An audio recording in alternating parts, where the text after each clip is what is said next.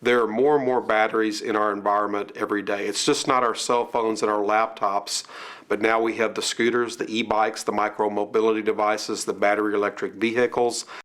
About a year ago, TEACS realized that there was a problem with lithium-ion batteries and how the first responders interacted with these types of emergencies. The chemistry is what we have to be very, very aware of, especially some of the heavy metals, because those are lifetime exposures. So TEACS decided to partner with the Southwest Research Institute in San Antonio, Texas. We forced lithium-ion batteries in a thermal runaway via overcharge. In each one of these tests, we exposed 6 sets of full-thickness bunker gear, firefighter self-contained breathing apparatus straps, also apparatus fabrics, both clean cab and traditional cab.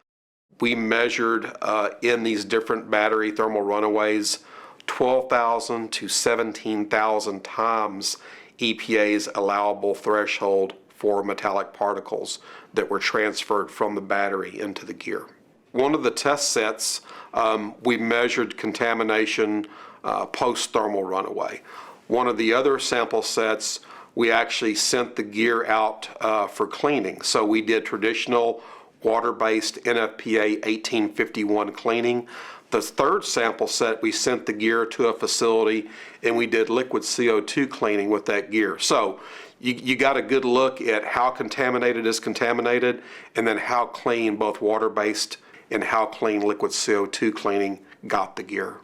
Water-based extraction got out about 99.2% of all the metallic particles in the gear. Liquid CO2 cleaning got out more of the metals than water-based was. So it was around 99.8%, which is a very, very high efficiency rating. The 50 cylindrical cells that were contained in our batteries had a lot of energy. Once these batteries were forced into thermal runaway, the batteries gave up of themselves. There was typically somewhere 50% or less of the battery remaining by weight. What happened to the battery? Well, a lot of the battery becomes airborne, particulate matter.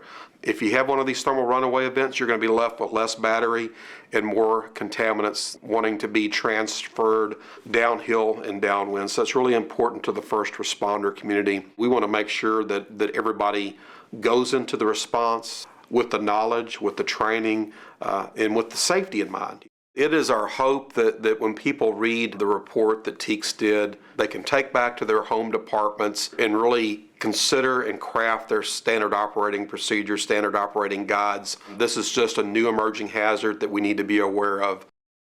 TEACS is hosting our second annual Energy Summit in College Station, Texas, January the 7th through the 9th of 2025. We're bringing some of the best and the brightest together to share information about all things energy, and we hope to see you there.